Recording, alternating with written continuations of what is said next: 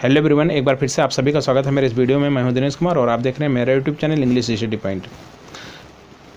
आज मैं आप सभी के लिए बहुत ही महत्वपूर्ण चैप्टर लेकर के आया हूं। इस चैप्टर का नाम है the restoration age. The restoration age का समयकाल माना जाता है 1660 टू 1700। बहुत महत्वपूर्ण है। यदि आप NT-NET JRF की तैयारी कर रहे हैं तो बिल्कुल ये वीडियो आपके लिए है। वीडियो पूरा देखिएगा, स्किप मत करिएगा। अंत तक आपको लगेगा कि इस वीडियो में आपके लिए बहुत कुछ था और बहुत कुछ आपने सीखा। इसके साथ ही साथ यदि आप TGT PGT की भी तैयारी कर रहे हैं तो भी आप ये वीडियो ज़रूर देखिए, हेल्पफुल साबित होगी। आगे बढ़ने से पहले अभी तक आपने मेरे चैनल को सब्सक्राइब नहीं किया है तो चैनल को सब्सक्राइब कर लीजिए और बगल में दिए हुए बेल आइकन को प्रेस कर ऑल नोटिफिकेशन सेलेक्ट कर लीजिए, ताकि जैसे मैं नया वीडियो अपलोड करूं उसका नोटिफिकेशन आपको सबसे पहले मिले। सब्सक्राइब बटन के बगल में ज्वाइन का भी ऑप्शन है। ज्वाइन बटन प्रेस करके आप मेरे मेंबरशिप प्लान को देख सकते हैं। मेंबरशिप में बहुत ही बेनिफिट्स आपके लिए, वहाँ स्पेशल वीडियोस आपको प्रोवाइड कराई जाती हैं, पूरा सिलेबस कवर किया जाता है, यानी पूरा ऑफलाइन कोचिंग का माहौल दिया जाता है। मंथली शुल्क है, उसको दे करके आप बेहतर कोचिंग प्राप्त कर सकते हैं। आपके कमेंट की रिप्लाई मिलेगी, आपको कॉल कॉन्टैक्ट में रखा जाएगा, तो बिल्कुल आप देख लीजिए।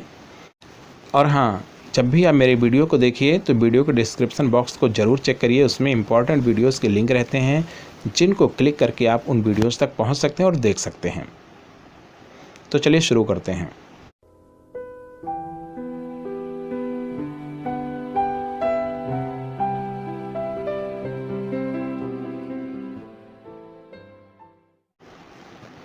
इसमें हम अध्ययन करेंगे द रेस्टोरेशन एज का। रेस्टोरेशन एज के अध्ययन करने से पहले हमें कुछ और बातें जान लेनी चाहिए, वो समझेंगे इस चित्र के द्वारा। यहाँ पर 3 सर्कल्स हैं। जो इन द मिडल सर्किल है वो ग्रीन कलर में है। इसी का अध्ययन हमें इस वीडियो में करना है। ग्रीन सर्कल का, ग्रीन सर्कल में क्या लिखा हुआ है? The restoration age. Restoration age कब से कब तक है? 1660 टू 1700 तक। ठीक है। इससे जस्ट पहले का जो एज है वो है द प्यूरिटन एज, और इसके जस्ट बाद का जो एज है वो है न्यू क्लासिकल एज या फिर ऑगस्टन एज। ध्यान देंगे। और इन तीनों में बहुत ही गहरा रिश्ता है। यहाँ देखेंगे जो प्यूरिटन एज है ये 1625 से 1660 तक है, और जैसे ही ये समाप्त होता है 1660 में, तुरंत ही शुरू हो जाता है द रेस्टोरेशन एज 1660 में ही, और ये चलता है 1700 तक। और जैसे ये समाप्त होता है वैसे 1700 में फिर से शुरू होता है न्यू क्लासिकल एज या फिर ऑगस्टन एज। तो बिल्कुल आप बहुत ध्यान से इस नोट को बनाइए। द प्यूरिटन एज का वीडियो अपलोड हो चुका है। इस वीडियो के डिस्क्रिप्शन बॉक्स में जाइए, वहाँ इस वीडियो का लिंक मिलेगा। लिंक पे क्लिक करके आप डायरेक्ट प्यूरिटन एज के वीडियो को देख सकते हैं। इसी तरह से न्यू क्लासिकल एज का भी वीडियो अपलोड हो चुका है, उसका भी लिंक इस वीडियो के डिस्क्रिप्शन बॉक्स में आपको मिल जाएगा। ये जो द रेस्टोरेशन एज है, ये वीडियो आपको बहुत अच्छे से तब समझ में आएगी जब आप प्यूरिटन एज के वीडियो को देखेंगे। तो मैं सजेस्ट करता हूं कि आप पहले प्यूरिटन एज के वीडियो को देख लीजिए, फिर आप रेस्टोरेशन एज के वीडियो को देखिए। तो चलिए देखते हैं इस वीडियो में और डिटेल में इन सभी एज के बारे में। तो पहला है प्यूरिटन एज। प्यूरिटन एज को यहाँ पर रिपीट करेंगे, थोड़ा सा रिपीट करेंगे ताकि वो रिवाइज हो जाए और अच्छे से याद हो जाए हमें। तो प्यूरिटन एज में शासनकाल था चार्ल्स फर्स्ट का, और चार्ल्स फर्स्ट का शासनकाल माना जाता है 1625 से 1649 तक। ये सभी नोट करते चलेंगे, बहुत अच्छे से तैयार होगा यदि आप नोट बनाएंगे तो। और नोट बनाना नहीं चाहते हैं तो वीडियो को 5 बार देखने की ज़रूरत है। ये 1-2 दिन के गैप पर भी देख सकते हैं आप। और प्यूरिटन एज में जॉन मिल्टन आते हैं। जॉन मिल्टन एक बहुत ही फेमस कवि थे, इसलिए मैं यहाँ लाया हूँ ताकि बाउंड बन जाए आपके माइंड में। दूसरा जो है जिसका अध्ययन हमें आज करना है वो है द रेस्टोरेशन एज। इसमें शासनकाल था चार्ल्स सेकंड का। चार्ल्स सेकंड चार्ल्स फर्स्ट का लड़का है।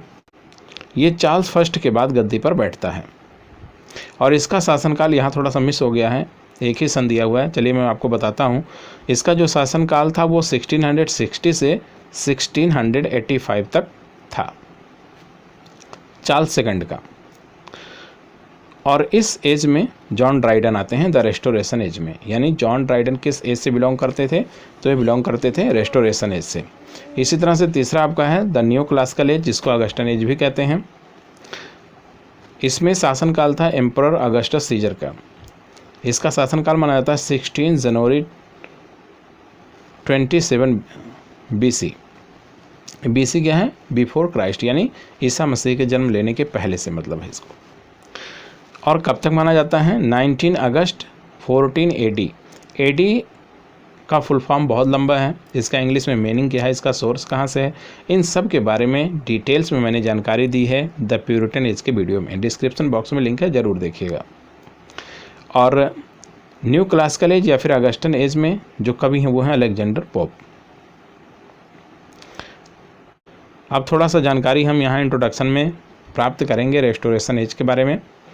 रेस्टोरेशन एज आप एक बार पुनः देखिए 1660 से 1700 तक माना जाता है। और इसमें मोनार्की एक बार फिर से रीइस्टेब्लिश हुई थी। मोनार्की यानी चार्ल्स सेकंड दोबारा गद्दी पर बैठता है। यानी इसके पहले इसके पिताजी थे, उसके बाद ये गद्दी पर बैठता है चार्ल्स सेकंड। ये इंग्लैंड भाग करके चला जाता है, ये फ्रांस भाग करके चला जाता है, और जब फ्रांस से लौटता है तो गद्दी पर बैठता है। और इसका जो राज्याभिषेक हुआ चार्ल्स सेकंड का, ये 1660 में हुआ। और यहीं से शुरुआत होता है रेस्टोरेशन एज का। जब ये लौट करके आता है फ्रांस से गद्दी पर बैठता है तो इसका रवैया बिल्कुल बदल जाता है। इसकी दुश्मनी या नफरत रहती है प्यूरिटन से, द पार्लियामेंटेरियन से, जिसको हम राउंड हेड्स भी कहते हैं। इस जितने भी शब्द मैं बोल रहा हूँ ये शब्द आपको अच्छे से समझ में तब आएंगे जब प्यूरिटन एज की वीडियो को आप देख लेंगे। चलिए, तो ये चार्ल्स सेकंड की दुश्मनी थी प्यूरिटन से या फिर पार्लियामेंटेरियन से या फिर राउंड हेड से। तो ये इनकी बातों को अस्वीकार कर दिया करता था, इनके प्रति बहुत ही अभद्र, अशिष्ट और अविनीत रहा करता था, फ्लिपेंट रहता था, अविनीत हो गया था। और ये इनकी हर एक बात से नफरत करता, प्यूरिटन्स के हर एक बात से नफरत करता था, यहाँ तक कि नाम से भी नफरत करता था। कौन? Charles second. इतना क्लियर हो गया। अब आगे देखते हैं, यहाँ डायग्राम है। डायग्राम में यहाँ पर एक ग्रुप दिख रहा है, ये ग्रुप है, ये सपोर्टर हैं इसके, चार्ल्स सेकंड। ये चार्ल्स सेकंड है। चार्ल्स सेकंड गद्दी पर कब बैठा है एक बार अपने माइंड में रिवाइड करिए, 1660 में। इसके पहले इसके पिता चार्ल्स फर्स्ट गद्दी पर थे। होता ये है बाद में चल करके इसकी दुश्मनी, यहाँ हम एक लाइन खींच दें तो नीचे जो आपके दिए हुए हैं, नीचे आपके ये पार्लियामेंटेरियंस हैं और कॉमनवेल्थ ऑफ इंग्लैंड की स्थापना करते हैं ये, और ओलिवर क्रॉमवेल इनकी सहायता करते हैं और इनका साम्राज्य स्थापित करते हैं, यानी जेम्स फर्स्ट को गद्दी से हटा देते हैं ये सब मिल करके। तो ऐसे में चार्ल्स सेकंड जो है ये भाग जाता है फ्रांस को और वहाँ से लौट करके आता है 1660 में और गद्दी पर बैठता है। और यहीं से रेस्टोरेशन एज शुरू होता है और यहीं से मोनार्की पुनः स्थापित होती है।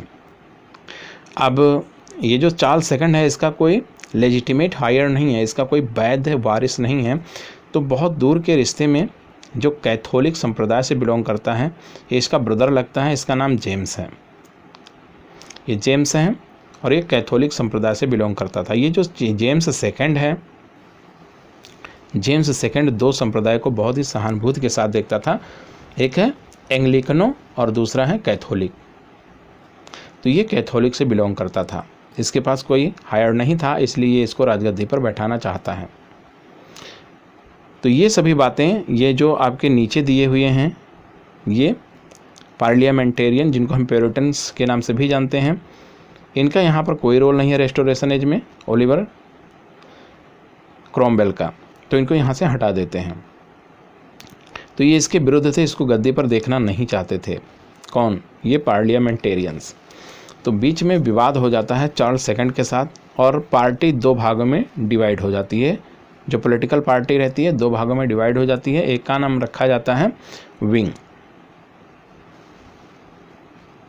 विग्स, ठीक है, ये एक पार्टी का नाम विग्स हो गया और दूसरी पार्टी का नाम टोरीज रख दिया जाता है। ध्यान देंगे आप, ये नोट करने वाली बातें हैं।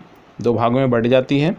जो टोरीज पार्टी रहती है वो सपोर्ट करती है चार्ल्स सेकंड को, और जो विंग पार्टी रहती है सपोर्ट करती है पार्लियामेंटेरियंस को।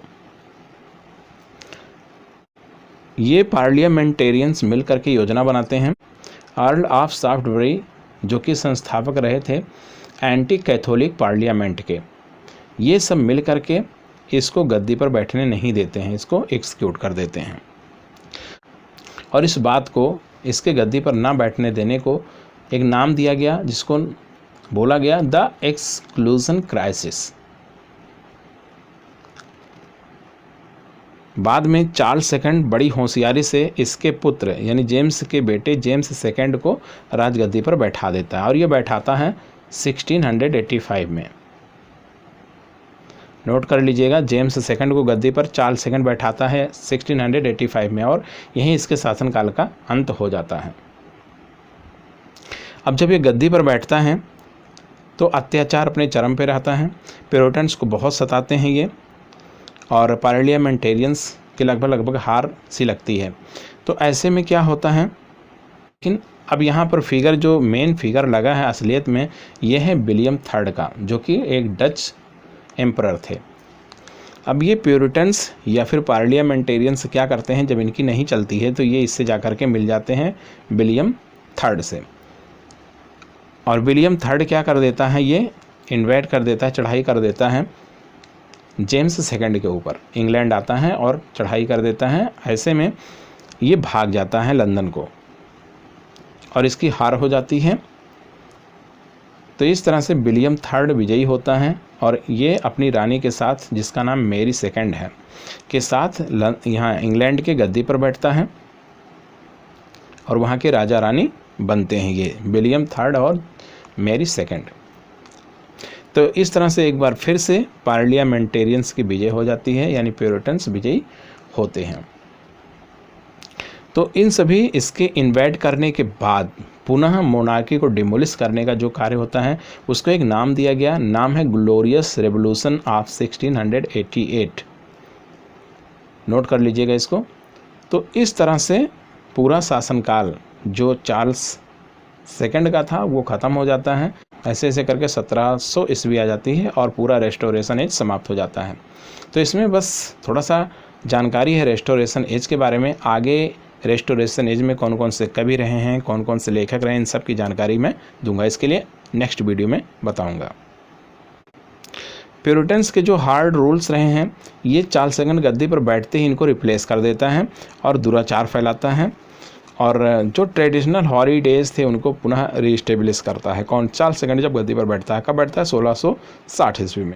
ये चार्ल्स सेकंड जो हैं एंग्लिको और कैथोलिक के साथ बहुत ही सिंपैथी रखता था, और इसके लेजिटिमेट हायर ना होने की वजह से जेम्स को ये गद्दी पर बैठाने की सोचता है, लेकिन अर्ल ऑफ शाफ्टसबरी इसमें अड़ंगा डालते हैं, ये ऑब्जेक्शन करते हैं इस चीज़ का, जो कि संस्थापक रहे हैं इसका एंटी कैथोलिक पार्लियामेंट के। ये संस्थापक रहते हैं कौन? Earl of शाफ्टसबरी।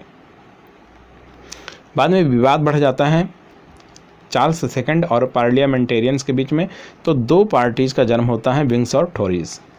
आपको बताया गया कि टोरीज जो है टोरीज जो है वो चार्ल्स सेकंड को सपोर्ट करती थी, और विंग्स जो है ये पार्लियामेंटेरियन को सपोर्ट करती थी। ये जो दूसरी पार्टी वाले हैं विंग्स, ये मिल करके सब क्या करते हैं, जेम्स को गद्दी पर बैठने नहीं देते हैं, और उस बात को नेम दिया जाता है द एक्सक्लूजन क्राइसिस। एक्सक्लूड कर देते हैं किसको? जेम्स को राजगद्दी पर बैठने नहीं देते हैं। लेकिन बाद में चार्ल्स अपनी बुद्धिमानी से जेम्स के लड़के यानी जेम्स सेकंड को गद्दी पर बैठाता है 1685 ईस्वी में।